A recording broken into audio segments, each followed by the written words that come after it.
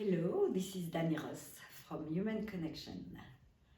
Today our topic it's about cancer, but in that case it's cancer for a man. We all have different reaction and he's going to tell us about his own experience. His name is Perry and he accepted my invitation to witness what he had to go through.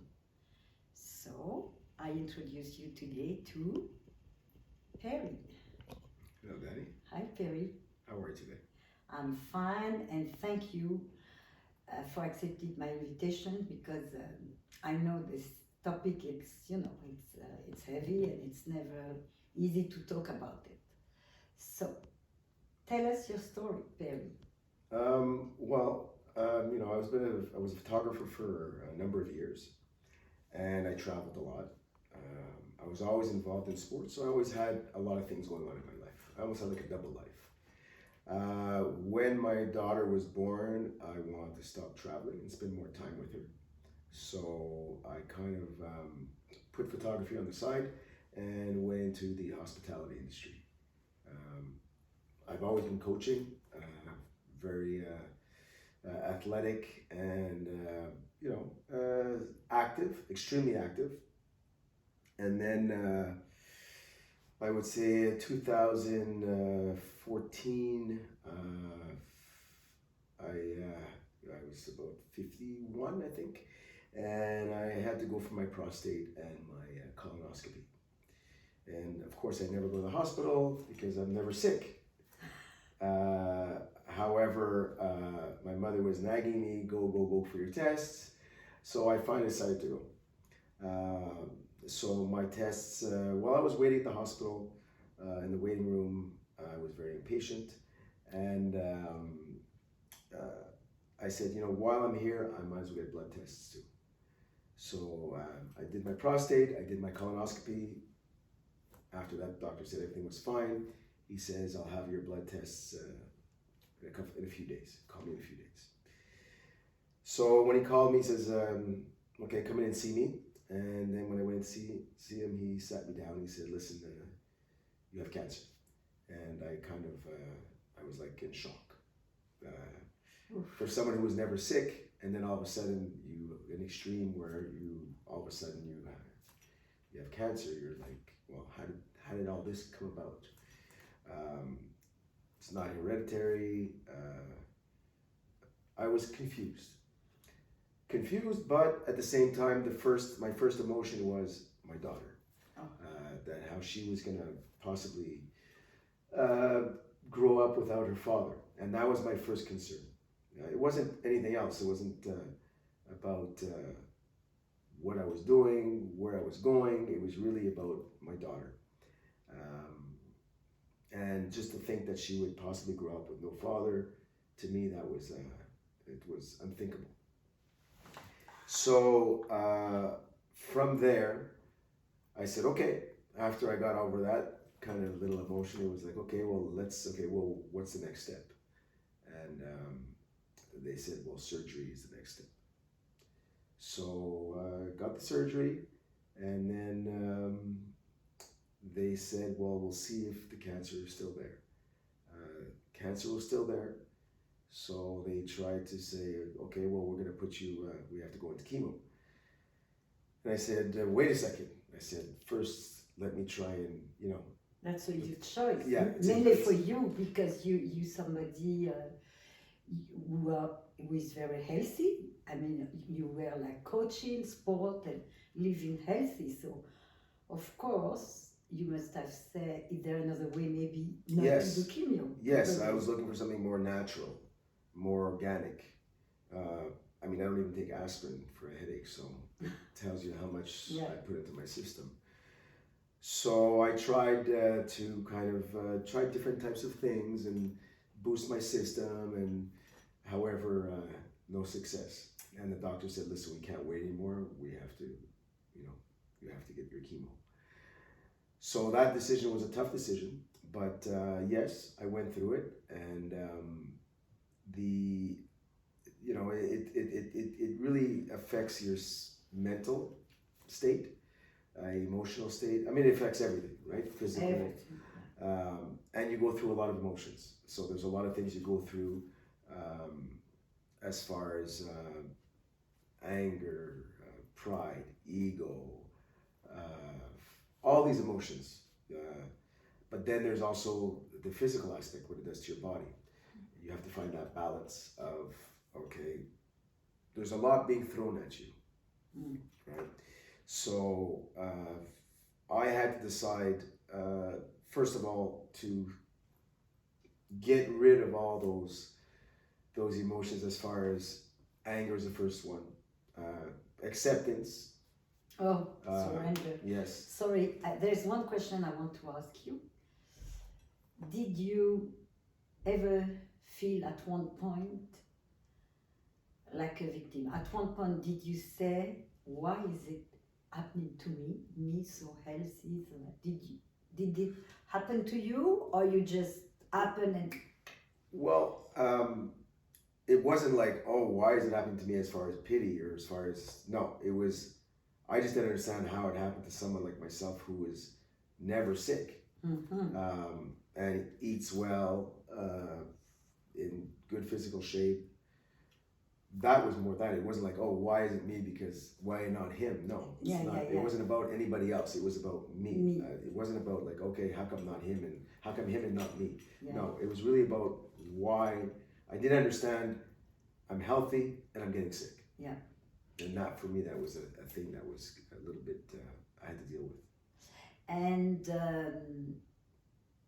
because I talked to you before, and I'm going to ask you that question, to me, which is so important. You told me that after accepting the chemo and all that, you decided not to talk to your partner and to your daughter. Why? I am independent enough to kind of, I don't know if it's a question of independence, or it was more, I didn't want to put anyone through what I was going through. What I was going through is something that I want to deal with. And I think most people that know me understand that. I don't think that my partner was upset. It bothered her a little, but she understood, because she knows the way I am. Okay. She knows my character. She knows that these are things that, this is the way I deal with things. I don't like to bring other people into my misery. I will deal with it, and then when I am ready, I will share it. And what surprised me, because of course, during your chemo, you told me you never stopped working, which for me is like incredible, just to show your strength of character. But she probably saw some little, you had to have little sign, losing weight or stuff like this, no? The losing weight, I think it was more, I had to really tell her when I lost all my hair. That was a point where I couldn't really hide it anymore. But yeah, that was the point where it was visibly something that visibly was changing in my life. And how could you keep working? Because I mean, you had chemo every day, nearly every day. I had it was some weeks. It was 5 days a week for 3 to 5 hours. And I worked at night. I worked 4 out of the 5 nights. Plus, I kept on coaching hockey. You still had some strength. I found the strength because these are things that I'm passionate about, and for myself, that's what drives me, is that passion. And it was part of my healing process. It was something that that I needed, and I wasn't going to roll up in a little ball and just sit there. It's not. For me, it's important that I kept moving. Yeah. And I think it's important that people move, because circulation is important. Absolutely. The day you stop moving is the day that you start getting older. Exactly. You know? Yeah, and even some young people, like they don't move and their health is not. But that's not the subject. It's like water. Yeah. You know, like, it's like, yeah. still water the water has to move. Yeah. It has to flow. It's important to flow. So, you had chemo for how long? Well, chemo was about 12 weeks, I would say. Yeah, it was 12 weeks. It was exactly 12 weeks. And you lost a lot of weight. I lost 25 pounds of muscle mass, which is quite a bit. Yeah. And how long did it take you to get it back? I didn't. It's only been about, so it's been 7 years almost. And I did not gain 1 pound until 4 months ago. Just to tell you how chemo is so strong in your body. Stays in your system. Yeah. And would you say now that you really feel like you are the Perry of before? I mean, not before, but the energy is back totally? I don't want to be the Perry before.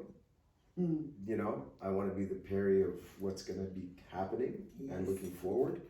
Yes. I do have certain goals. You know, at a certain age, you do not gain that weight back. I came to that reality. However, the fact that I was able to gain that weight back is a sign telling me that the chemo is out of my system, you know. Yeah. And that to me is a sign, because I know that, and I think mentally it's going to help me, knowing that. Not the fact that I gained the weight, it's just the sign saying that, you know, that is out of my system, because I never felt like the chemo was out of my system. Oh, wow. I never felt it. The fact that gaining that weight was telling me, okay, now your body is starting to get back to normal, you know, a normal way of operating. So you feel your energy now. Well, you know, your emotions, your mental state, and your physical state work together, right? Of course. So the fact that that was a sign, physically, right? Well, that helped me mentally. Yeah, because everything we think works everything together. goes by that, but it goes by It's your all body. balanced. It's all if your balanced. body is no good. So it's so happy you know healthy now, and you probably have some message to leave us to people who go through that or who would go through that. What is the message you want to leave to our listeners? Oh, the message is very simple. I mean, what kept me going was the fact that I had a purpose, and that I was very passionate about what I did, and that's why I kept on working. It kept me moving, and it was important that you know, I think it's important that we, you know, that you know, when you get up in the morning, you have to be very thankful, and when you go to bed, be very thankful. Life is a very precious thing. Take advantage of the time you have. Don't waste time. Use your time wisely, and share your experiences with people. Great. What emotional message. So thank you, Perry. Really, really, I think a lot of people are going to enjoy what you said. And if you like this interview, please put a like, and don't forget to subscribe. Thank you.